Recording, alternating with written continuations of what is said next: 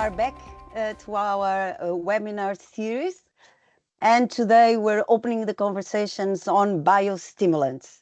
I'm Claudia, the Academic Director at Food for Sustainability, and I welcome you all to today's webinar, part also of our GROW initiative.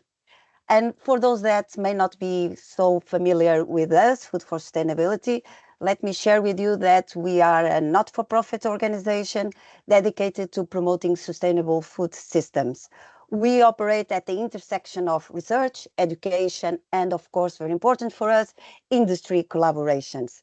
And the Food for Sustainability Academy, which I lead, plays a crucial role in this mission. We offer a range of educational programs from webinars such as this. Sorry, so Soraya just remind me that I'm not sharing, so apologies. I ask everyone to share. Can you see my screen now? Yes. Oh, sorry. This is not what I should be sharing, so apologies for this. I'm always so careful about it. But okay, here we are. So I was telling you that Food for Sustainability offers a range of educational programs, webinars such as this one, and more comprehensive courses. And all these aim to bridge the gap between cutting-edge research and practical applications in the field. And today's webinar is on biostimulants, and it's indeed a very good example of our work.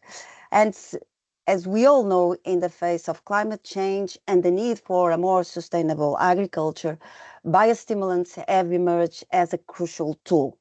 They offer the potential to enhance crop resilience, improve nutrient use efficiency, and reduce the environmental impact of farming. And to this end, we are honored to have three distinguished experts joining us today to share their insights on this topic. So in order of presentation, I will start by Patrick Dujardin from Glenbrook's Agrobiotech in the University of Liège. Patrick is an expert in plant physiology and nutrition with a focus on biostimulants. Today, Patrick will guide us on some basics on plant nutrition. We will be then followed by Juan Ignacio Vilchez, that leads the Plants Microbiome Interaction Lab at ITQB NOVA in Portugal. And Nacho's groundbreaking work focus on plant microbiome interactions and their potential to enhance crop resilience. Nacho's topics will be on seed microbiota. And we also have the pleasure to be joined by Luz Bashan.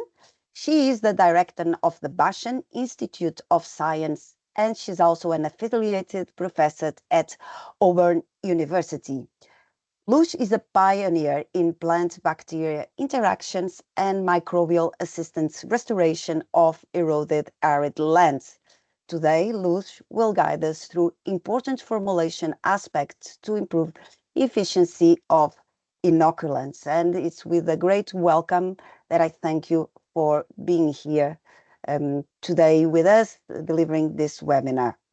I also extend our gratitude to our partners that make this webinar possible, and also, of course, a mention to our Huda Lab, which integrates our soil health research into practical applications and some of the knowledge that we will be discussing here today. So if you want to know more information about our soil health and function laboratory, just reach us at Huda Lab at foodforsustainability.org. So we are ready to start, and as always, we have prepared a small warm-up for you on this topic. So Soraya, may I ask you what you have prepared for us today? We have prepared a little bit of a quiz. I hope you can join us on the link that I've already shared, or if you prefer, you can join on by scanning the QR code. Okay, fantastic. So we have a Slido, and you know that you can enter Slido either by scanning the QR code on your mobile phone, or you can just use your browser, slido.com, In the hashtag window, just type in F4S Academy, and we are ready. Let's jump into our questions. What do we have today? Ready whenever you are? Let's see if we can have a look at the first question. But no one has joined. But we have a question whether you know since when biostimulants have been used in farming. Okay, I see people joining. Thank you so much. It's much more fun when you are here with us. Fantastic. So, is this a very recent practice from the 21st century, or is this a very, very old practice from Roman times, or this dates back from the Industrial Revolution, or is it slightly more recent with the Green Revolution? Okay, so let's start voting. Today we cannot see the voting. Yes, we can. Thank you. Let's see. We have 7 people. Let's see if 1 or 2 more people vote. And I can tell you that the first right back. No worries. I can tell you that the first biostimulant used were seedweed extracts. When? Yeah, exactly.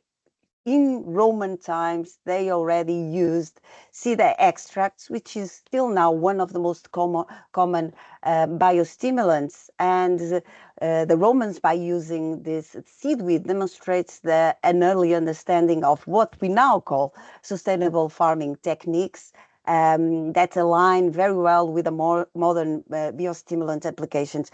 Just to draw your attention that it's always very important that we go back to traditional knowledge, because as we can see here, they can still inform and inspire contemporary agriculture innovations. So since the Romans, we knew that they were already very ahead of the times, but even here with biostimulants, they already understood their value. Thank you so much for taking part. Soraya, do we have another question? Okay, so this is a true or false. Biostimulants mainly provide nutrients to plants. Is this true or is this false? This very simple claim about what biostimulants are. We have this close. It's very close. Very close. I think we have 1 or 2 people to vote. I need 1 more people. We have a tie. Okay. And this is something that we will see. Oh, no, not again. Oh, thank you. We will see in the definition later on what really are biostimulants. And I can see from the voting that majority of you thought it's true, but no, in fact, it's false. So while biostimulants may improve how plants use the nutrient efficiency, they are not primarily intended to be a source of nutrients themselves. The main role is to stimulate natural processes to benefit nutrient uptake and efficiency, and also tolerance to stress and crop quality, rather than direct feeding the plants. So this will be further discussed, but this claim is full. Thank you so much for taking part. Someone cheated because we already had the answer when you voted. Okay, so a little bit more knowledge about biostimulants. Biostimulants work predominantly to improve what capabilities of plants. Do you know? Is it towards more nutrient absorption, stress tolerance, plant growth, or are they targeting all of the above? Okay, give you some time to answer. And I can share with you that it was demonstrated scientifically that the effects of all biostimulants converge to at least one of several of the following agricultural functions. So, and these functions are, they enhance nutrient efficiency. So congratulations for those that mentioned nutrient absorption, but also abiotic stress tolerance, so also stress tolerance, and or crop quality traits. And in these quality traits, they may refer to nutrition value, grain protein content, or shelf life. So indeed, the correct answer was all of the three, but not above, in this case below. So stress tolerance, plant growth, and nutrient absorption. And this is what we will be addressing throughout this session. So many thanks for taking part.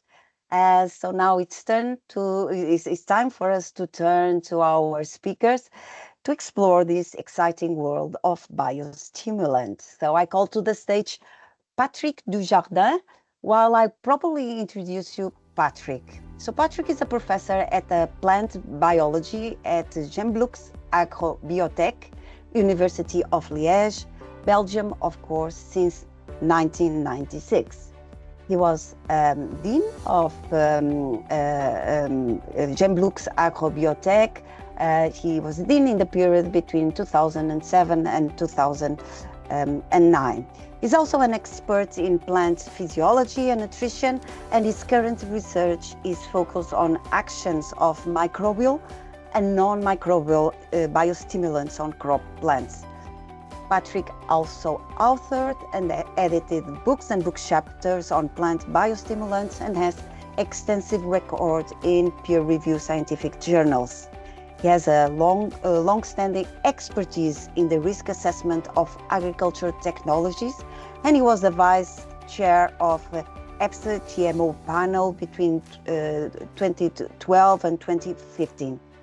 He has also been a member of the ethics committee of the French institutes INRA and CIRAD for more than 10 years. Patrick, it's a pleasure to have you here with us. I can see your presentation, and the floor is now yours. Thank you very much, Madam Chair, for this introduction. One question, do you see my laser pointer on the screen or not? Yes. You do see a laser pointer? Okay. Thank you for the introduction. So I will make a short talk introducing biostimulants, but also trying to explain you how biostimulants allow in a way to revisit plant nutrition. So to start and to make maybe a comparison with human nutrition, you see here this gentleman, enjoying oysters and champagne. I guess that we are many enjoying this kind of food and drinks, and I do so, I have to admit.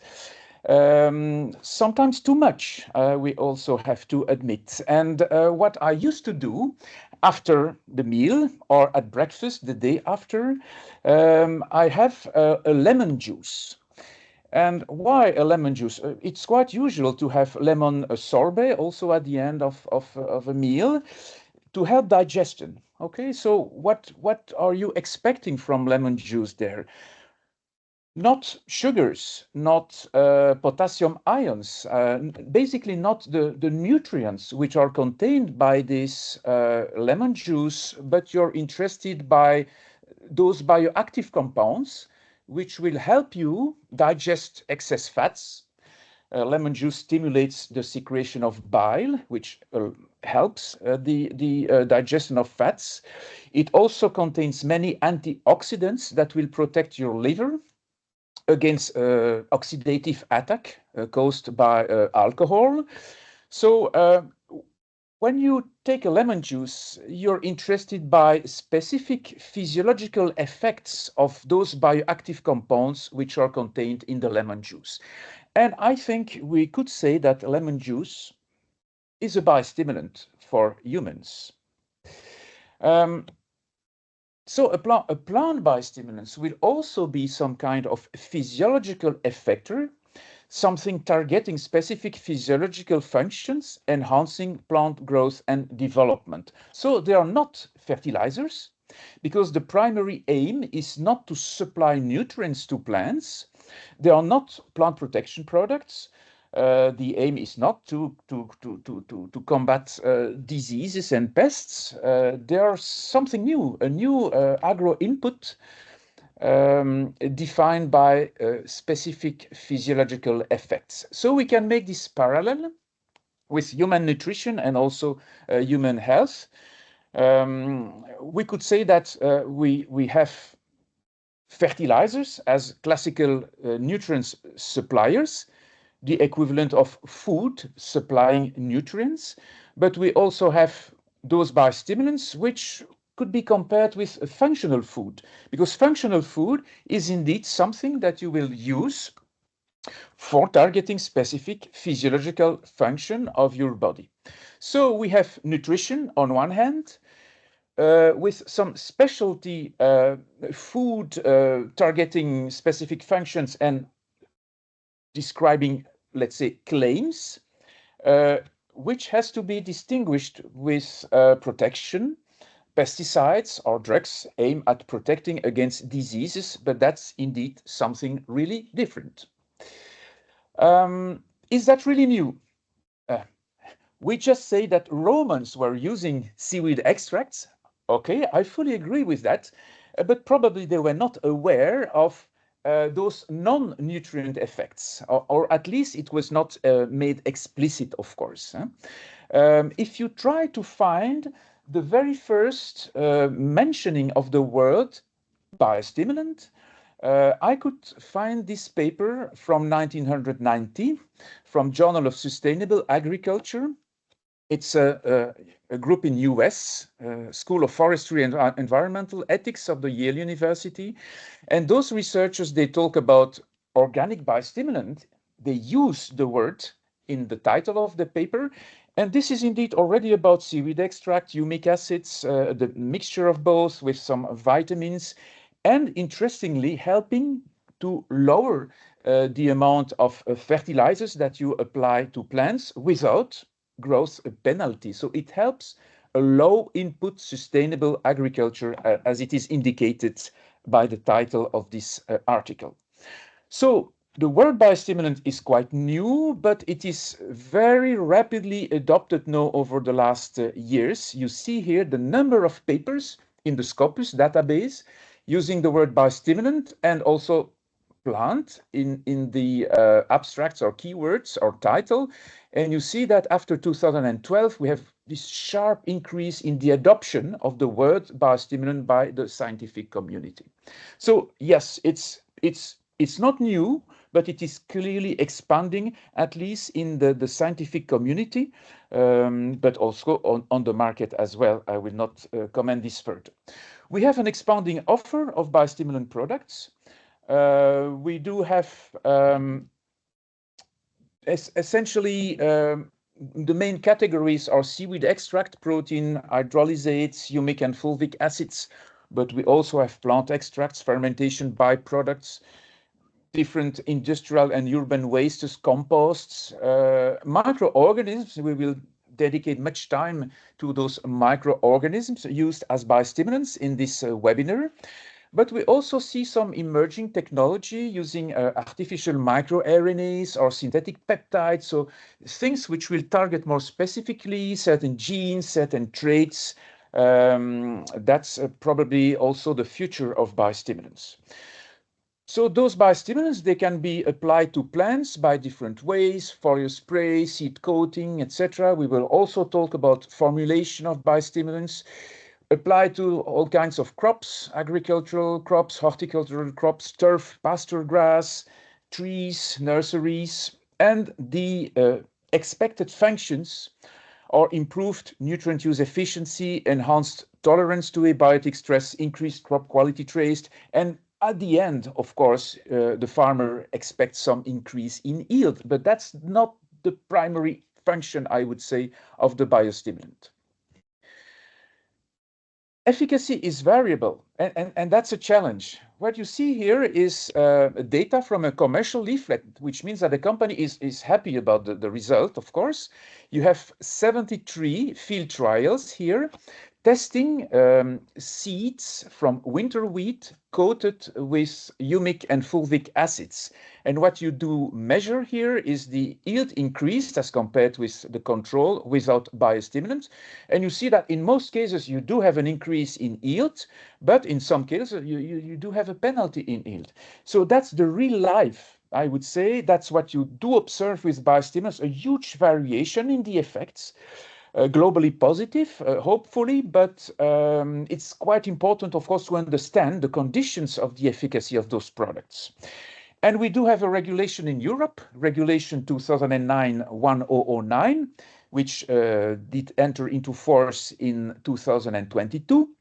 And in this regulation, you can read the following: the plant biostimulant shall have the effects that are claimed on the label for the plants specified thereon. So it's quite a pressing need to understand the conditions for making those products efficient. And that's an old problem, I would say. If you look to this quite old paper in 1993, you see the sentence: inconsistent product performance in the field has been a major factor limiting the application of biostimulants in agriculture and horticulture. I think we could write the same sentence today, although we made a significant progress. So the definition, which comes from the European regulation I just mentioned, is the following, and I would like to underline the fact that basically the definition of biostimulants is based on claims of action, which we already mentioned: nutrient use efficiency, tolerance to abiotic stress, quality traits, and also the increase in the availability of confined nutrients in the soil or in the rhizosphere. So, message here: biostimulant products are defined by claims, which is the intended agricultural function and effects, not by their composition and not by their modes of action. Basically, these plant biostimulants, they are one of the product function categories within this regulation. You see here you have a double typology, two sets of categories, one bearing on the functions, product function categories. Plant biostimulants are one of those categories, and you have another set of categories describing the component materials that you will use, and you do have this component material category 7, which you can use for making fertilizing products, and this category is microorganisms. Although today we have a quite short positive list of microorganisms included as an annex to this regulation. Okay, is that only in Europe that we have this definition? No, clearly not. This definition based on claim is now expanded to other regions of the world. You see here that at the OECD level, under ISO system, we do have a definition which is quite similar, based on the claimed effects of biostimulants, referring also to improved nutrient use efficiency, tolerance to stress, blah, blah, blah. So basically, we can say that Europe was a pioneer in the definition of biostimulants, and this definition is now increasingly adopted worldwide. In USA, there's also an ongoing initiatives for adopting a quite similar definition based on claims. So plant biostimulants are defined by what they do, which means that assessing biostimulant in the field calls for a clear definition of their intended effects on plants and on crops.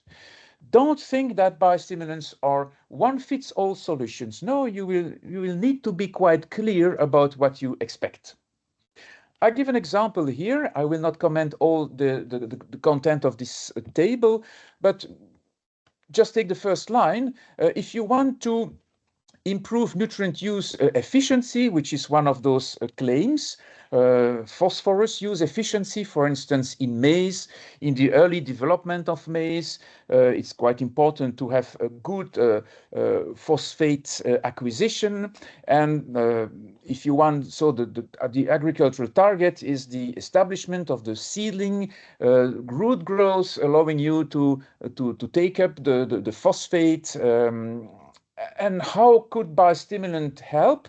We know that humic acids, HA stands for humic acids, promotes root growth, but also activity. It stimulates proton pumps in the plasma membrane, contributing to the acquisition of nutrients. So my message here is that you should be able to draw this line, always connecting the claim with the specific action of the biostimulant supported by the scientific literature, and also referring, of course, to a quite specific agricultural target. You have to know what is the trait you're interested in.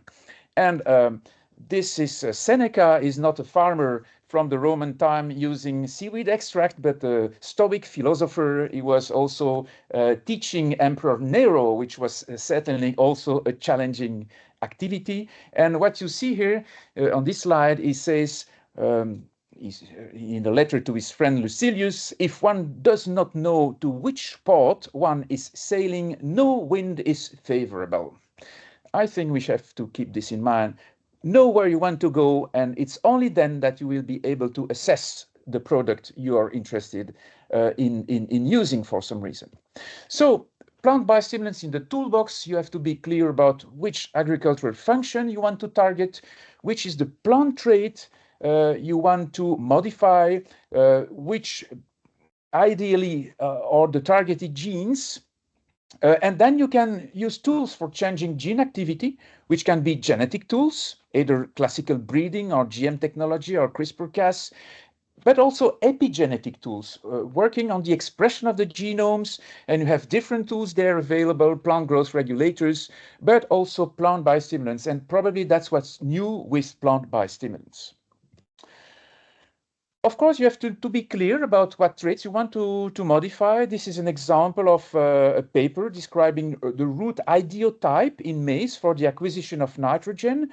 What are the phenotypic traits that you will be able to act on to optimize the acquisition of nitrogen? It can be quite complex, of course, but you have definitely to work on these kind of things. And this is just an example from my research group some years ago. We've been working on volatile compounds produced by bacteria. Here you see a plant growth promoting rhizobacteria growing in this small petri dish, emitting volatile compounds, which dramatically influences the development of roots, the branching of roots, the initiation of new adventitious roots, etc. This is just an example of things that you can do to modify root architecture using bacteria, and in this case, clearly via the production of specific volatile compounds. Okay, so I would like to propose you a new definition of plant nutrition. It's quite ambitious to propose that, but in my understanding today, based on what we know with those biostimulants, I think we should expand the definition of plant nutrition, which is not only the acquisition of inorganic nutrients, it's not only NPK, etc., but it's also the acquisition of organic substances that will allow the plants to carry out their physiological functions, supporting growth, development, and also supporting health. Okay, but what is plant health? We have to admit today that the definition of plant health, if you refer to the regulations in Europe, basically you don't have one specific definition of plant health in the European regulation, but you can understand how plant health is defined. Basically, it's the absence of diseases. You combat those diseases with PPP, plant protection products, you have quarantine measures, etc. That's what is used for promotion of plant health. I would say that plant health is defined in a negative way. It's the absence of disease. And then you use PPPs for as an agro input to improve plant health. I would like to suggest to move to a more positive concept of plant health, which is the capacity to carry out its physiological functions to the best of its genetic potential. Okay, this is quite similar to how we define human health, by the way, by this positive way. And that would mean that not only plant protection products are helpful for the promotion of plant health, but also biostimulant products should then be interesting. plant care is more than plant cure, and biostimulants can help. That would be my message here. Time to conclude. Quoting this Ayurveda sentence saying that when the diet is wrong, medicine is of no use. When the diet is right, medicine is of no need. Okay, nice. I would suggest the following. Moving to crop nutrition and protection. When crop nutrition is wrong, plant protection is of no use. And when crop nutrition is right, plant protection is of no need. I don't think we can go that far. Probably we still need plant protection products. Definitely we will need in the future as well. But I think that the idea to bridge nutrition and plant health is certainly something we have to develop further.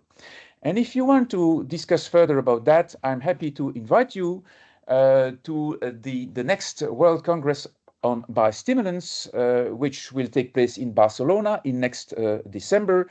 Together with my friend and colleague Patrick Brown from UC Davis, we will be chairing the scientific committee of this Congress. The call for papers is now open. Please just have a look at this website and submit a proposal for communication. I thank you for your attention, and I would be happy to answer any questions, of course. Patrick, thank you so much, and thank you for keeping the time. It was a very interesting presentation, very relevant topics that are here on the table. And I invite our participants to, if you want to interact with Patrick, I'm going to give 5 minutes now for you to ask your questions to Patrick. Patrick, you mentioned the definition, and you clearly point to the importance of the definition, and you were ambitious in enlarging the definition. And you also mentioned quite clearly that the claims are very important in terms of defining a biostimulant. I know this in practice, this can be difficult. So imagine from a farmer point of view, perspective, which questions do you advise a farmer to make if they are really wanting to know if they are buying the right product and understanding what are the limitations of the biostimulant that they are looking for? Well, thank you very much for these very important questions. I would advise the farmers to ask questions to those selling the products and to ask for the data on the specific plants they are interested in, because we have to admit that in Europe there is a way now to, if you show that your product is active on a couple of crops, you can extrapolate that it should be active on other crops belonging to the same group, like vegetables, for instance. So, but I would really advise the farmer to be quite demanding about the data. Okay, what do you know about the conditions of efficacy? Is that something that you apply to the soil? Is that something that you apply to the leaves? For which purpose? Is that more efficient in stressful conditions or not? One weakness of the regulation is that it is not mandatory to describe the modes of action of the product to place this product on the market. So this is a big contrast with what is demanded for plant protection products, where you really need to know the receptor, the target. But that's not so with plant biostimulants. They are just defined by claims. But of course, the company, they have some information about the modes of action because it's important for them to know it, okay? But try to push those companies to deliver the information they have on the modes of action, and that will be helpful to make a suitable stewardship, I would say, of the technology. Okay, good. So you mentioned several important factors, the crop, but I guess also the environmental conditions are also important, and to understand under what conditions were this tested. So you really need to ask a lot and engage in a very useful conversation with your sales rep about biostimulants. Patrick, one question from our participants. What is the prospect of biostimulants alleviating biotic stress? Okay, that's also quite an important question. We have to be clear. Biostimulants will not be aimed at delivering protection against biotic stress. And so when you will purchase the product, it will be for objectives which will clearly not be protection of the plant against biotic stress. Still, we have, of course, to know that many biostimulants, and especially the plant growth promoting rhizobacteria that we will also address in the next talks, they have multiple effects. But from the point of view of the regulation, you have to be clear on the difference between effects and functions. A function is the intended effect of the product as supplied to the grower with a specific formulation aiming at delivering the effect. And it's true that you can use chitosan or laminarin. They have both biotic stress protection effect and abiotic stress protection effects, but it will be necessary to distinguish the two for the placing on the market of the product. That's quite clear. Okay, thank you. Just one final question. It's biocontrol is always of a major concern. So if we apply a biostimulant, but in the field, and we are in the presence of a pathogen, can we say that it also has a bioprotectant effect? Well, it depends on who says it. If you're the company selling the product, at least you will not be able to put this on the label. That's clear. But of course, if you do observe an effect, like any other effects you want to mention, you could of course say it to the farmer. It will not be a secret. But again, the function. The function needs to be clearly focused on one of those claims to sell this product as a biostimulant. You know, one strategy for companies might be because you have a coexistence of the European regulation and of the national fertilizers regulation. The European regulation has not suppressed the national regulations. So you might, with the same product, delivering a biopesticide effect, biocontrol effect, you might have a registration as PPP at the European level. You will not be able to use the same product and to call for a function, a biostimulant function at the European level, but you might use the national fertilizers law to place on the market, national markets then, targeted, as a biostimulants and sometimes called fertilizers, additives, or biofertilizers, something like that. So that's for the company. I see that this is sometimes a strategy which seems to be followed. Okay. Very interesting. So ask a lot of questions to be really positive about what product you're getting. Thank you so much, Patrick. We need to move on. I would call Nacho Vilchez to the floor, and let me introduce you in more detail. Nacho is a recognized researcher in plant sciences, and he specialized in plant microbiome interactions. Nacho earned his PhD in Fundamental and Systems Biology from the University of Granada in 2016, focusing on enhancing plant tolerance to drought through microbiota. Currently, Nacho leads the Plant Microbiome Interaction Lab at ITQB NOVA in Portugal, and his research explores the bioengineering of microbes to mitigate environment stress in plants with a focus on root microbiome interactions, epigenetic regulation, and vertical microbiota transmission in seeds. Vilchez's achievements include groundbreaking work on the epigenetic influence of microbes on plant root development and securing prestigious grants from institutions such as the Chinese Academy of Science, where he's prepared his postdoc, and also some important EU grants. Nacho, it's a pleasure to have you here. The floor is now yours. Thank you very much, Claudia, and really appreciate the introduction, but also the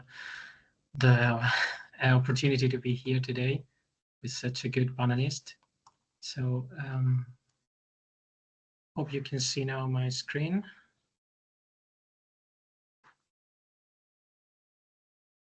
okay? Not in presentation mode, not in full screen. Perfect. Now in full screen. Thank you, Nacho. So it's okay. Well, so I'm happy that Professor Jardin was ahead of me, because he already stated all the things I needed to be stated before I talk about this slightly different kind of approach. In my lab, the last years, we have been researching in how to make more efficient the biostimulants based on microbes, but also in algae extracts. So for that, we really need to know how they function and how we want to apply them. So as Professor indicated before, not everything is working like a panacea. It's not working for all the stresses or all the conditions. So we try to go a little bit more intimate in how plant and microbe relation is working. And we decide to work with seed microbiota, which I expect you find so interesting as I used to do. So initially, I need to help the audience a little bit to understand why, for me, it's interesting to study the inheritances process, because the plant is indeed able to inherit part of the microbiota to the next generation, as we do with our child, from mother to the kids. So, but in the nature, it's happening in a kind of particular way. We differentiate between horizontal and vertical transmission, where horizontal is a little bit more random, as I described here. It is the main source of the next generation microbiota, and it could happen in several different stages of the plant development. Meanwhile, the vertical transmission is a little bit more interesting because it could be targeted. That means that the plant could play a role in the selection of what is needed for the next generation, attending to the stress that the mother plant was suffering, or just selecting the kind of poles that next generation may need for the early stage of growth. Also, they could help the next generation to be more adaptable. This approach is not that novel that it could seem, because Dr. Bailey in 1997 already encapsulated all the requirements or the stories about seed microbiota, how it could be interesting. It's the main reservoir for the emerging new plants, the seedlings, and it's probably suffering a coevolution process in which the plant could be adapting and generating a better microbiota for the seedlings. But this is especially important because this adaptation is both sides. So sometimes the biostimulants are failing or getting more inefficient kind of relationship because they don't know each other that well as seed microbiota could be doing. However, this is not exempt of a lot of problems, because we have to count that this horizontal transference is causing a lot of hypervariability, or itself a hypervariability phenomena in the microbiota we can see. We also have not that well standardized methodology to understand and study this kind of microbial relationships. Itself, the seeds change crop to crop, so we need to adapt this methodology for each one of them. Moreover, still not real good, reliable models to study. This is to individualize the plant microbe direct interaction to understand which regulation is behind. And of course, the main one is not that much population as we can find in soil or rhizosphere or roots, that we are talking about minimal populations in seeds. So all of these make a real challenge to study this population despite their huge potential. So for you to know, I have been creating this graph together with my students the last 15 years, evaluating which kind of strains we isolate from each source. They were showing interesting or positive results. Here in green, you can see the ones that are showing some beneficial kind of effect, and I put in deep green those ones that are really top, the ones that are outstanding, and they are can similar effect as best market products, but let's say market products are always difficult to relate. And as you see, as closer you get to the plant, as more of these top strains you can isolate. But in seeds, this phenomenon in relative numbers is massive. This means that mostly everything we isolate from seeds, or healthy seeds in this case, are beneficial, and most of them, more than half that we have been isolating during the last 5 years, it were really great effects over the plant we isolate from. That this is very important in terms of efficiency. There's also a part of them that are pathogens. So let's see why it's important to understand better this kind of seed microbiota. Well, the first thing we are doing in our lab or catch of our attention is, okay, we have this kind of relationship, but in our modern cultures or modern crops, we may have not the whole picture that it was back in the time when the ancestor plants of our crops were able to adapt to very harsh conditions. So we were lucky to get some ancestors to compare with local varieties that should serve as a medium or intermediate stage, and with mother crops, and the difference were vast.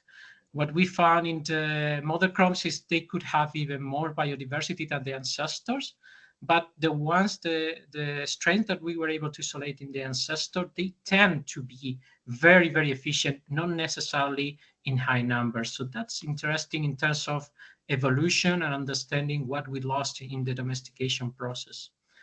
There's also another area that is very interesting to address in seed microbiota, and it's about safety. As I commented before, normally in healthy plants, the numbers are minimal, that's true.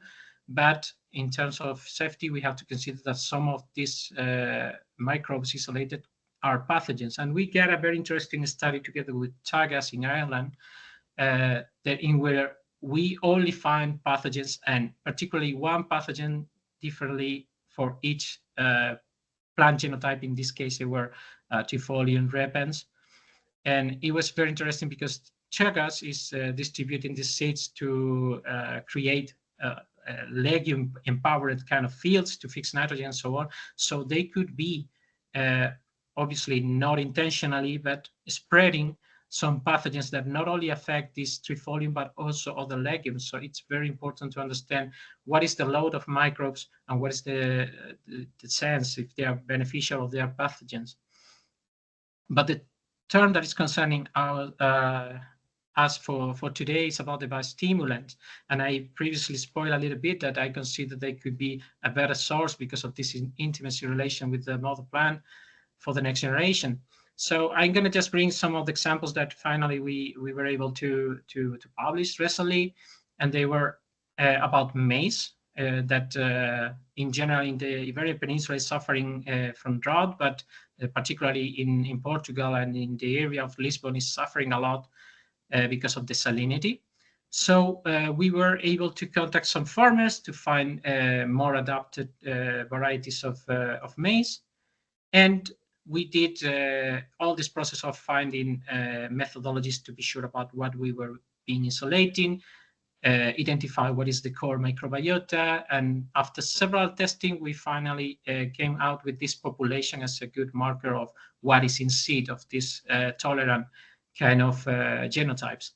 So with this, we did a lot of biochemical tests and also some early stage tests, and we discriminate a lot of very good ones. Finally, we just worked with 3 of them, just in terms of time and possibilities.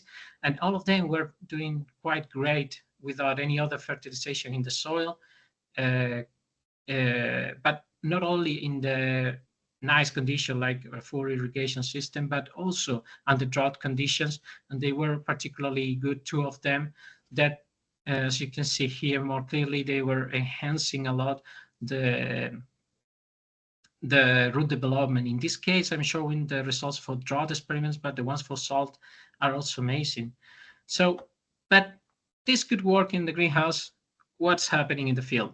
Okay, I just bring this one, despite it's a little bit weird kind of graph. It's very illustrative because it has all the parameters we measure, not only vegetative, but also production, the amount of grain they produce, the amount of sugar this grain is bringing.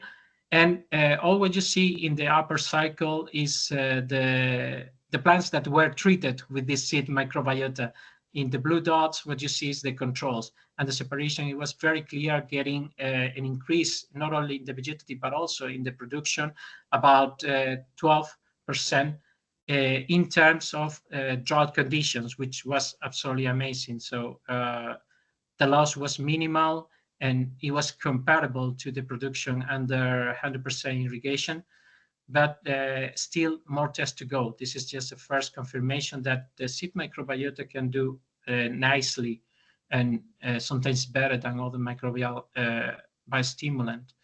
And I want just to pick an extra ball, because this was the original test in which we wanted to go and solve, better say, a problem with legumes, because as you know, legumes has a very delicate interaction with rhizobia in order to fix nitrogen, and without this interaction, they really suffer a lot, and the production is really conditioned. So we decide to go to places where a close relative or taxonomically relatively close kind of species were surviving in desertic areas, and try to understand which kind of microbiota they are gathering in order to survive there and to keep producing under such harsh conditions, for later on maybe use it as biostimulant. So by the moment we have a vast collection, as you see here, 750 of them, and in different kind of wild relatives. And we were analyzing what was happening in soil, what was happening thereafter in the seeds. And what we detected is that those minimal populations in soil became very relevant in seeds. They was talking us about part of this inheritance phenomena that is beginning in how the plant is able to select specifically some part of the population that they have as a source of microbes. This is very important, because in the moment we are able to understand how the plant is selecting what is passing to the next generation, it's when we can do bioengineering out of this technology and improve not only the biostimulants of the next generation, but also the seeds itself in the next generation.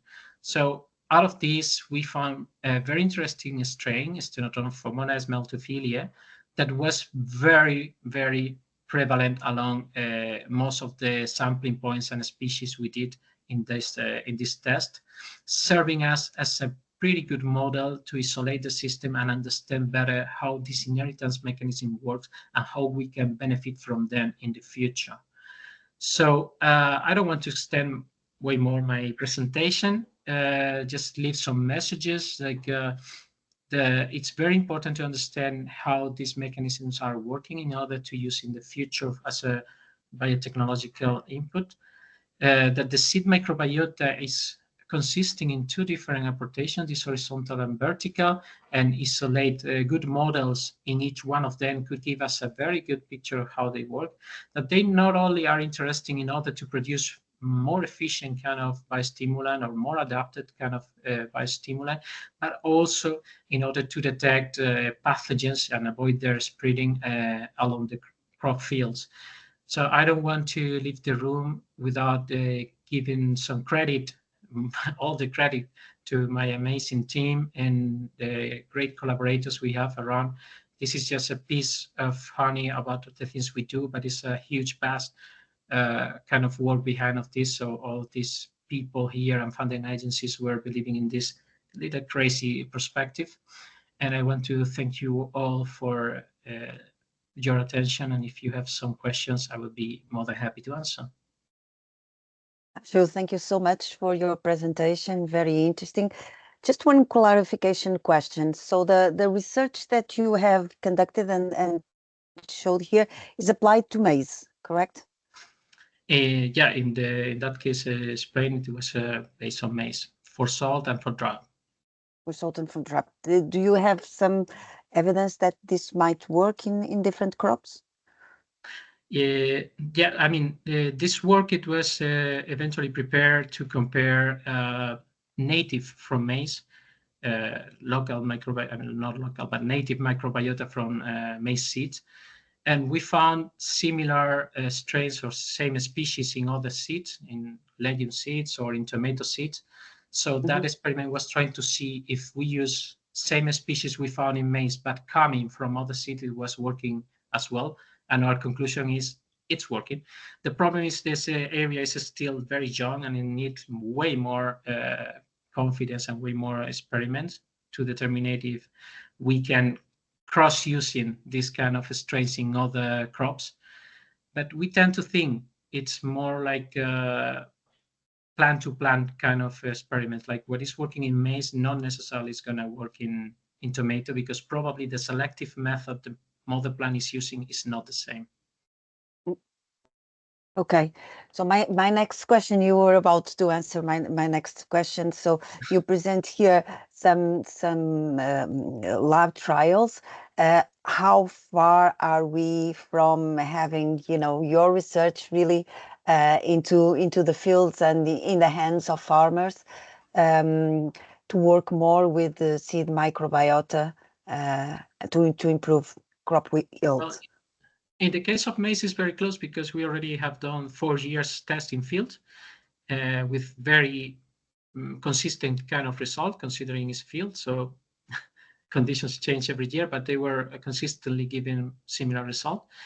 So, and we are talking with some companies in Portugal to develop this as a new biostimulant. In the case of other crops, like legumes or tomato, they will take a little bit more because until this year we didn't have pure access to tomato farmlands. So, but it's getting close and it's catching a good interest on companies, not only in Portugal, but abroad. In Argentina, Spain, and Germany, they are also collaborating with us to develop some of the promising isolates we get from different crops. So I hope sooner is going to get it, but it's, I mean, the farmers doesn't need to wait necessarily for this technology. It's coming. But it's very important what Professor Jardin pointed. It's necessary for them to access the real function, how they work, how they develop, in which crop, in which condition they are working. Because unfortunately, in my opinion, nowadays the market company is just trying to spread some biostimulants, and sometimes they are not efficient enough, and they are selling like they can do any crop, any condition, and it's relevant to ask for them to specify where and how.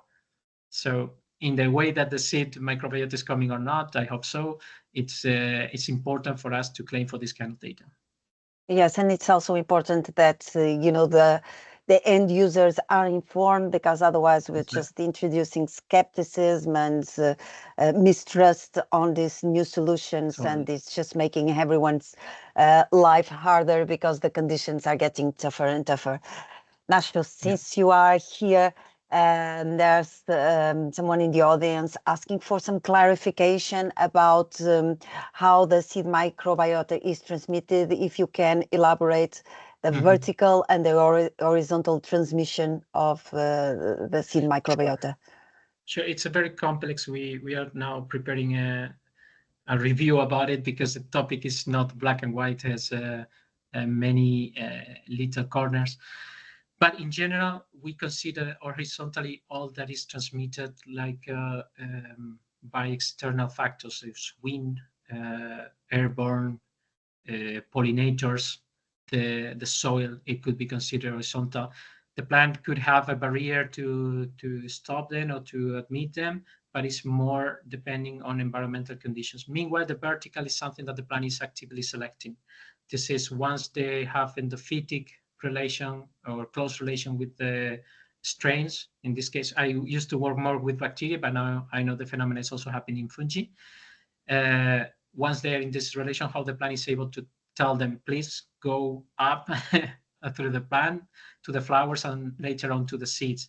That's vertically, let's say, it's targeted kind of, the plant actively make it choose on this kind of microbiota. Meanwhile, horizontal is just maybe there are tons of these microbes and they just more unspecifically interact with the plant.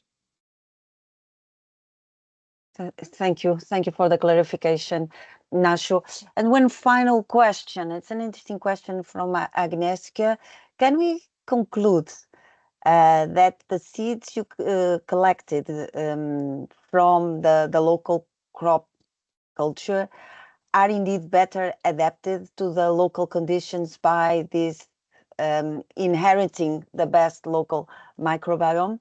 So these are the most adapted. This is the key. This is the key. I mean, that's a great question, and probably the one that crosses our mind every day, because the point is, as happened with the human being nowadays, we understand way more that we have our genome, and then as a holobiont kind of organism, we have a second genome. It is in the kind of microbiota we work with. So for the plant, it's exactly the same, and every day we see better and better that the plant has a genomic background, and under this genomic background, it can establish a type of relation with microbes that compensate the rest of the things that properly their genome background is not able to cover. And what we saw, there is a clear relation indeed between those species that are way better adapted to harsh condition with the microbial community they can associate, not only in roots, that is the easy or the conventional kind of studies we can do, but specifically with the seed microbiota. Our studies are pointing in this direction, and we really feel that probably a part of the genetic background, there is a big component on these kind of associations that the plant can prepare for the next generation. Yeah. Very good, Nacho. Thank you so much. Very interesting. Keep us posted about your research and the developments about getting these products in the market. So we at least know that you're not motivated by an economic interest. So we can ask you all the difficult questions about the products. Thank you so much. And now I would call to the floor Luz. Let me just properly introduce you to Luz Bashan. She's the director of the Bashan Institute of Science. She's also an affiliated professor at Auburn University in Alabama, United States, specifically in the College of Agriculture.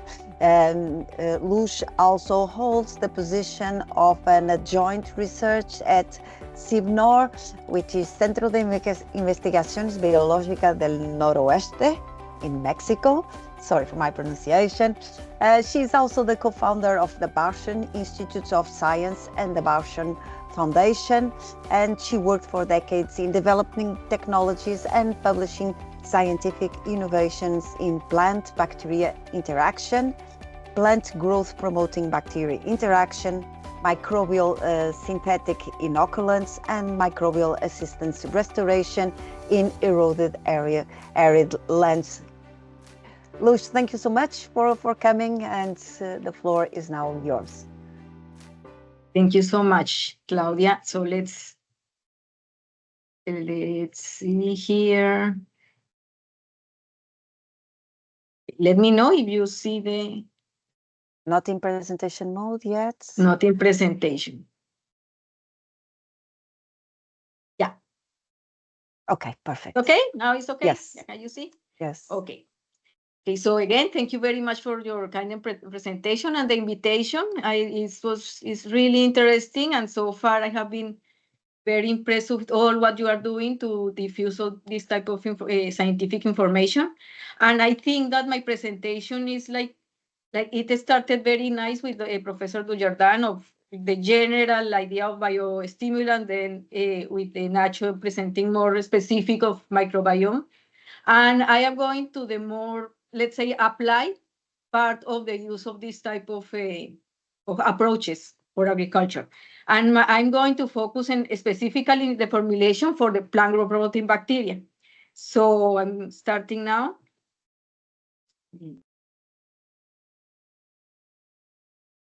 Not moving. Not moving. But we've tried before, it was moving. It was perfect, remember? Yeah, but it's always like this. Yes, when you need to do something. So maybe I will escape. If you want to stop sharing and share again, just to see if it works. I think yes. Let's share again. Does it work perfect? Yeah, I promised the audience that we've tried this before the webinar, and it was working. So something, maybe the computer just has some personality at the moment, but we can see a presentation. Let's see. Its own, yes, let me help do it again.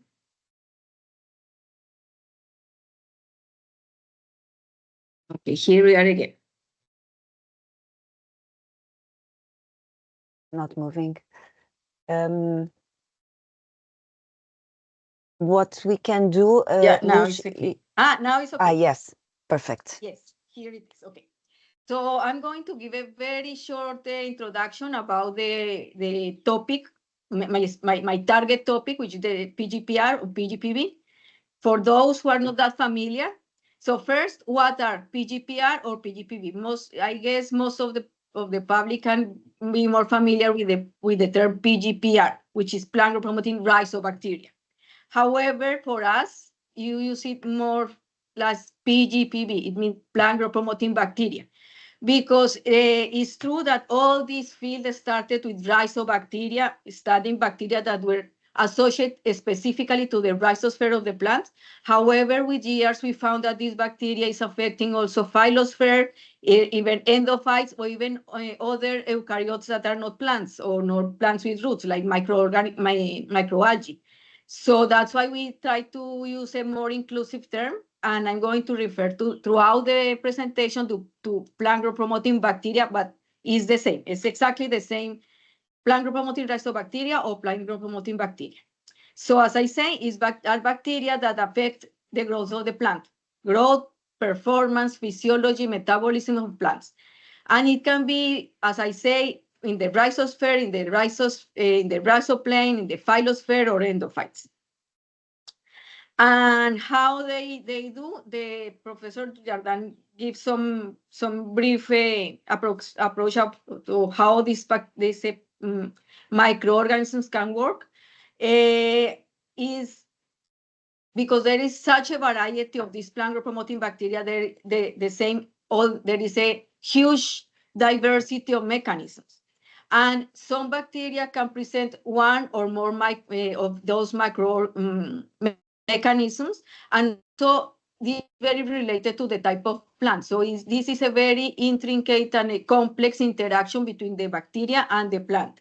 Depending on the plant and the requirements on the plant, these bacteria can apply or can exert some one or several of these mechanisms.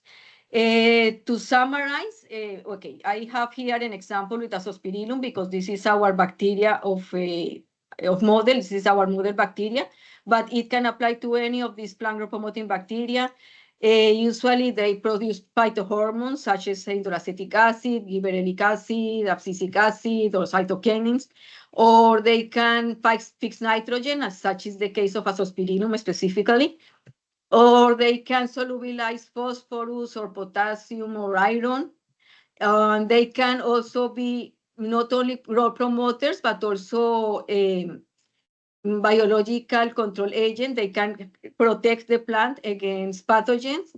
They can reduce environmental stresses for many other mechanisms. They can produce other type of metabolites, such as vitamins or lumicrome. And in general, because this is such a complex group of mechanisms, we call all these like multiple mechanism hypothesis, meaning that this bacteria has a very complex interaction with the plant, and these mechanisms can appear or not according to the requirement of the plant. So knowing what is the plant growth promoting bacteria, now we go to the core of this presentation, because the problem here, or the issue here, is not if the bacteria is effective or not, because they are effective. I mean, this is for decades, we know that these bacteria are good for the plant. First, I'm going to have some keywords that I'm going to use throughout the presentation to be clear of the terminology that I'm using. First, I'm going to speak about carrier, and carrier is basically the substrate. Can be liquid, solid, or gel, that we use to produce the inoculant. And the formulation is the procedure to link the target strain of bacteria or microorganism in general to the selected carrier. And eventually, both carrier and formulation will produce the inoculant, which is the final product. That it can be used in the literature with many names. It can be used as a fertilizer, biofertilizer, probiotic, biostimulant. That is not really the right concept, but it's still, I mean, in the literature, there is a mix of names, but eventually all of them reach the same, which is inoculant. So I'm going to refer as inoculant. Okay, so why we produce inoculants, microbial inoculants? Okay, we agree that the ultimate goal of the study of the use of this type of bacteria is to improve the performance of the plant. However, if we don't create a right formulation, these bacteria are not going to perform correctly or efficiently in the field. So that's one of the reasons why this type of this type of biological solutions is not so well accepted in many cases, because the effect in the plant is not so consistent. But this is not because of the bacteria, this is because of the way it's presented. Thus, that lead us to that the formulation is the crucial issue for the commercial inoculant. Okay, I am not going to go much in depth in all these type of inoculants, because everything here that I'm going to present from now on are published, and all these publications are available. I will show you at the end where you can find them. So it's just a general overview, but this is the idea. Okay. In this moment, what we have both in the commercially are also in the academy are these type of inoculants. One, which is the liquid inoculant. Well, the first one is no formulation, that I already say this is not the way to do it. So, okay, we move from no formulation to liquid inoculant, which is one step further than no formulation, which is using the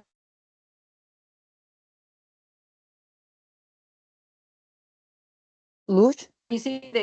Yes? Luz, we lost you for a second, but you're back now. It's all fine. So, continue. Okay. So, where? Liquid inoculant? Yes. It's okay? Yes. Yeah. You hear? Okay. So the liquid inoculant, as I say, is just the culture medium with some additive that increase the stickiness or help to stabilize the culture. However, still is a very basic inoculant. So this is not the best way to produce a effective inoculant. Then we move to the more advanced, which are dry inoculants. And these dry inoculants are two types, either organics or inorganics. Organic, the most common and the most used and the most studied is the peat. And those who are familiarized with the use of rhizobium know that the peat is the best option when you have inoculants of rhizobium. But also we have other type of inoculants using different, like compost or organic wastes, such as a bagasse or any type of organic waste can be used as a carrier for this type of inoculants. And then we have inoculants, inorganic inoculants, which are based on like soil and clay particles or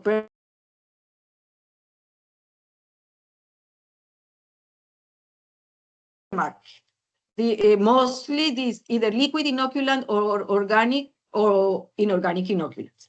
However, this type of inoculants have present two specific complicated problems. One is the low reproducibility, and that's because this is due to the variability of the raw material. Because if you don't have something like industrially produced, then you don't have some process that you can where you can ensure that the final product is reproducible. So that's why this is one of the reasons why this type of inoculants are not really that effective when you use it in the soil in large field experiments. The other one, and this is the most important, and this is the one we are trying to address with our proposal, is that this type of inoculants do not protect the microorganisms. either during the storage or during the seeding. And why?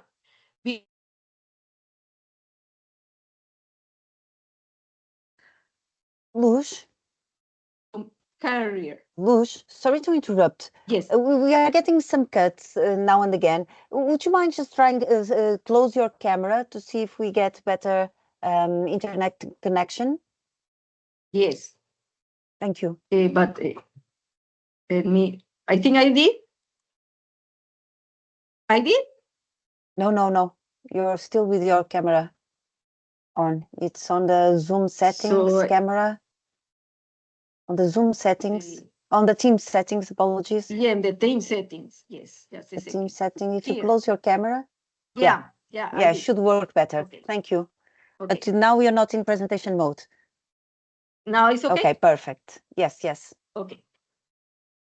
So where I was? In the issue of the protection. So what you do here, I mean, with this type of inoculants is that you mix the culture with the carrier. But actually what happened is that the bacteria or the microorganism is attached to the surface of the carrier. So the only thing you have is a better way to deliver the bacteria, but it's not really protected because it's still just attached to the surface. So that's why we go to the next step or the next generation of inoculants, which are based on polymeric material. And okay, so for this polymeric, we need to have several conditions. One, to use one polymer as a carrier. The characteristics that these carriers should have are several, and these are the most important.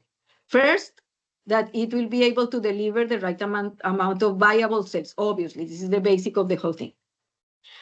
But also, it must have a high water holding capacity because the idea here is to produce dry inoculants that will enhance, and I will show later, the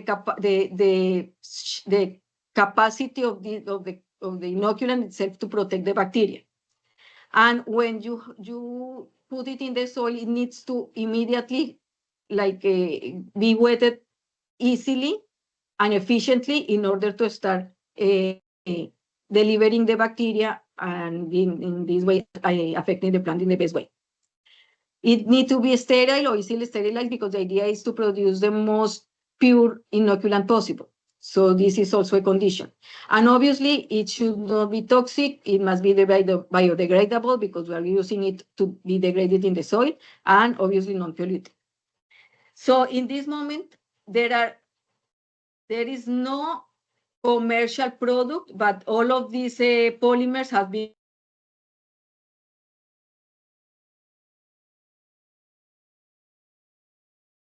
polymers such as carrageenan, chitosan, starch, cellulose, or arginine. And I'm going to continue now, from now on, speaking specifically about arginine because this is the polymer that we have been used for production of our inoculants. So I'm going to explain why arginine is in our case the best option as a polymer. Okay, first of all, what we do is we encapsulate the bacteria in alginate beads. It means in spheres. So this is a procedure that I'm not going to show here because this is a lab.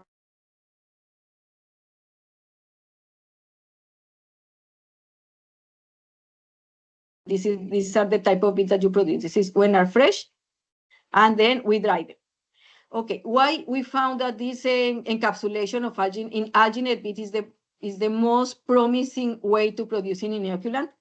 First, because we found that we can modify or manipulate the production of the inoculant to make it more or less degradable. And in this way, we can somehow manipulate the release of the bacteria according to the type of soil or the plant that we are using, or the plant that we are targeting, sorry. Also, it reduces the risk of contamination during storage because we can dry it easily, and then if you have a dry inoculant, the contamination is nearly zero. It extends the shelf life. We have experience up to 14 years of efficient inoculant when the beads are dry. And as I explained earlier, it protects the cells against environmental stresses because here the bacteria are not on the surface of the inoculant, they are inside the inoculant. So if you cut here, if you, this, for example, is a cut of this bit, you see here is like an onion, and all the bacteria is entrapped in these layers. So the bacteria is really protected, and that's why the extension, the shelf life is extended, and also the protection during the sowing and growth cycle of the plant is better. Okay, so here are some examples of how we use this inoculant. We mix the inoculant with the seeds before sowing, and then we sow it. This is an example of how it's used in the field. This is actually a patent by Mauricio Schobitz of the University of Concepcion in Chile. We work together also in studying this type of inoculants, and this is how we do it. This is in wheat. And one interesting thing is that this case is in wheat roots, and this is in mesquite roots. We use mesquite. Mesquite is a legume plant or tree that we use for our programs for recovery of degraded soils in the desert. And here you see these bulbs here. These are no nodules. These are the inoculants. So what we found is that during the life cycle of the plant, the inoculant not necessarily is degrading in the soil, but it can be attached to the roots of the plant. In this case, it acts as a nodule, really a nodule that is releasing the bacteria slowly, directly to the root of the plant. So we found, as I said, we found this in wheat roots, and also in mesquite roots. It's pink because our inoculant is based on Azospirillum, and Azospirillum this strain of Azospirillum is pink, so that's why we see it pink. Okay, so we see the efficiency on attachment to the root and how it's in the field. Let's see some, explain how it's released. Okay, if you remember the photo that I presented earlier, the interior of the inoculant is like the layers of an onion. So when we sow the inoculant is actually, the alginate is a source of carbon for soil microbes. So they are releasing, using the alginate and releasing the bacteria that is in the alginate. So with time, what we have is a slow release of the bacteria to the soil. And that's why I say in these cases that we can manipulate the speed of releasing of the bacteria, manipulating or adding sometimes some type of another polymers in the alginate that will make it more or less degradable, depending on how hard is the soil, or if the plant, or how the plant needs the inoculation. So, okay, this is how we produce the inoculant. Now, let's see some results. This we tested in tomato. These are mesquite plants, mesquite trees, and these are wheat. This is wheat plants. So in tomato, we tested the beets wet and dry, and in all cases, okay, the green arrows show the positive effect of the inoculation, the formulation, compared to the controls. So here is the tomato, both wet beets and dry beets. These are this is the effect on dry weight of roots and shoot of mesquite trees when with the bacteria inoculated.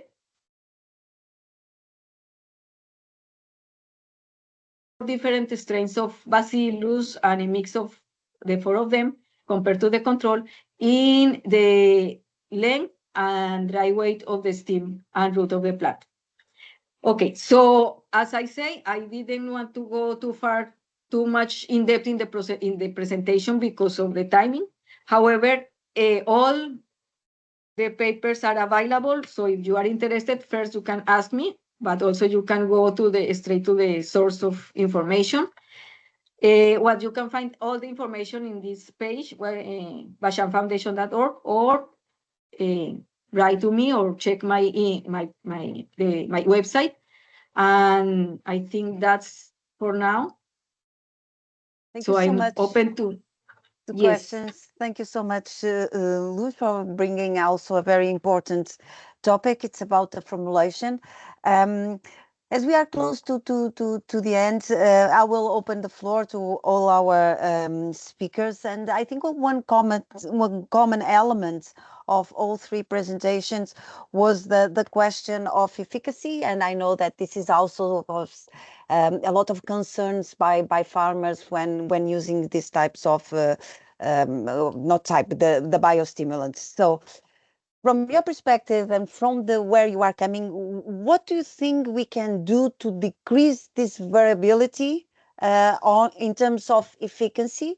And where do you think we need more research, or we need more knowledge, or we need more experiments, or which is something, it's a fact that we have to live with? What is your take on that? And I will start probably with Luz. You know, probably Luz, you're pretty much in terms of the encapsulation of the inoculant. Definitely, because we are already working with the industry and with the producers, and we found that the problem of reproducibility of the results is the main problem. This is the issue, let's say. As I think was Nacho who mentioned that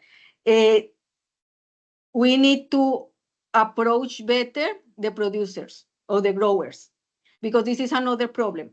You cannot leave to the companies, as researchers, we cannot leave to the companies the issue or the thing of approaching the growers, because they will have a lot of questions related to the performance of the product. So what we are trying to do is selling not the product but the system. It means a product, and we are and also the like the training and some sort of a companionship during the process. You understand? Because it's very important for the producer to really understand how these type of biological solutions are working, different from what they are used, which is the chemicals. So this is very important, because otherwise to sell one product without the appropriate training and the like the follow up of the application is not really efficient. And this is one of the main problems that we found with the producers, with the growers. Okay. And yes, this is a very important thing. But also, as I presented, the formulation, because so far the studies in formulations are very, very, very poor. And most of the things you find in the literature is using, as I said, products that are available, that is good because they're cheaper, but they don't produce good industrial product. So when you don't have this reproducibility, it's very hard to show that your product is you can trust in the product. So these are the two things I think are the most important. Thank you, Lucia. Training and formulation. Patrick, do you agree, or do you think we need another ingredient to ensure that we have more standardized effects from biostimulants? How to make the effects more standardized? Is that your question? Sorry, I missed the very first part of your sentence. Yeah. No worries. My question is one of the main problems, and I think you all address this very well, is that efficacy is very variable. So we don't always have the same effects by using the biostimulants. And I know that this is a major concern for farmers. So in your views, what can we do in terms of science, in terms of the industry, to reduce this gap between? Okay, thank you. One gap is probably the poor understanding that we have about the differences in the response of the different plant varieties. It's quite clear. We have from the literature indications that different plant varieties will respond differently to biostimulants. We still don't know exactly why, but I think that this is certainly one key that we have to find, to identify. For sure, the plant exudates released by the roots interacting with those rhizospheric microorganisms, etc., are one of the important things we have to work on. But we know already that for other plant biostimulants, the kind of exudates that they release, which, by the way, can change over the season, over the different conditions of the plant, the developmental stages, etc., that these exudates, they matter. For instance, also for humic acids, we know that exudates released by the plants, they interact with these humic acids, allowing the release of some compounds which are entrapped into this very complex molecule. So this is really still a black box, I would say, but for sure there are some explanations there about the variability in the efficacy. And we have to do more science, definitely, on these questions.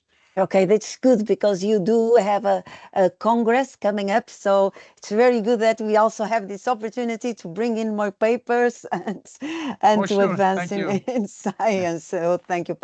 Thank you very much. Nacho, is it more about seed microbiota that we need to know more to have more standardized effects?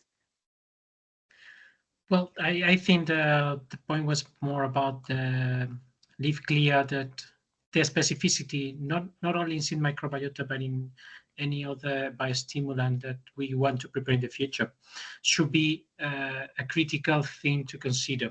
That specificity between the plant and the stress, and the plant and the climate, and the plant of the microbiota is very relevant to really get efficient biostimulant in the future, and don't lose the trust that farmers can create on this kind of products in the future. Now, most of them are subventionated. Once the subventions are out, maybe they don't want to use it anymore because they don't feel they are doing the right way. So seed microbiota is a way because of the intimacy, and maybe they know each other better, but it has many other ways, as Professor Jardin and Professor Bashan has shown, that we can use better formulations to distribute them, or better approaches to know which functions are they really needed for each case. Thank you, Nacho. Thank you. It's great insights from the three of you, but most unfortunately, we have reached our time, and I know that our participants are also waiting here for our quiz, our final quiz. As you remember, if you want to have a certificate, I invite you to jump onto this quiz. Soraya has prepared a couple of questions. While you answer the quiz, maybe I could take one last question, if you allow me. Okay, so I just want to hear your views on what do you think are the benefits and the limitations of combining biostimulants with other agriculture inputs, such as pesticides or herbicides? Is there research on that? Should we be paying attention to the sorts of management and of all the different approaches that we can have in integrated crop management? Do you want me to answer this question? Yes, Patrick, please. Yeah, obviously combining biostimulants with fertilizers is something which is meaningful, but that's not the question. With herbicides, yes, there is an interest, and there is evidence that some biostimulants will help plants to let's say, to recover from the herbicide, because even the crop plant suffers from the application of the herbicides, even if it's, let's say, selective. So yes, biostimulants do play some role of herbicide safeners, which are placed on the market as safeners. But the problem there, again, is the regulation, because safeners are placed on the market as PPP, as plant protection products. So it will not be possible to claim a safener effect for a biostimulant, because it's not listed in those claims. You know, that's a difficulty. But from a biological point of view, we do have evidence that biostimulants can help the cropland withstand the herbicide treatments. Yeah. Okay, interesting. Nacho, do you have any experience on this?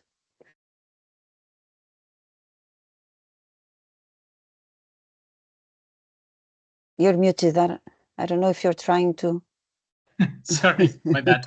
I mean, you're meaning the combined use of Yes. Yeah. I mean, in general, what we try to say also to the farmers is, if the soil has no nutrients, the microbes cannot make magic. It's like when I was doing drought experiments, they say, oh, if I put your bacteria, then they don't need irrigation. And not exactly. It's making more efficient most of the times. It's helping to the crops to develop correctly. So, well, it's as Professor Dujardin pointed, it's a process that needs to be careful. But in general, I wouldn't say that the biostimulants are going to be standing alone for fertilization, for example. The soil needs to have something, even insoluble thing that they can use to provide with the plant. So in the case of other things like the biopesticides, pesticides in general, it's way more complex because they could be highly affected. The efficiency could be lowering down. So, but it's time maybe to consider timing, is when do you apply one, when do you apply the other, and most likely coordination of these products is gonna have a better effect than the product standing alone. But we need more research on that as well. Okay, good. Thanks, Luz. Your views on the potential benefits or limitations of combining biostimulants with other agricultural inputs? Yeah, it's similar to Professor Jardin and Nacho. You cannot, I mean, there is no one or the other. It's one or the other. The only thing that we can help is reduce the input of agrochemicals, for example. But you can produce more efficient inoculants if you know exactly what is the requirement of the plant. For example, one that we are studying now is the production of biofertilizer for phosphate solubilization bacteria that comes with the source of phosphate. So in this case, you don't need to add phosphate because the inoculant is coming with the source of phosphate. So these type of things that you can, sort of manipulate in this way to reduce the input is better. But you cannot. There is no way to completely eliminate the agrochemical completely by the biofertilizer. There is no way. Okay, thank you. Thank you so much. Thank you all for your views and for your great presentations. And apologies to our audience from running a little bit out of time. It's time for me to again thank all the speakers for being here, to thank all the participants and for your great questions and for staying so long here with us. Let me just remind you that we continue next Thursday. We'll be here to delve more into the topic of biostimulants. We're going to address specifically how we get from the science to the market and trying to understand what the process and what we need to know more. Hope you can join us next week. For me, it was a pleasure to be here moderating this webinar.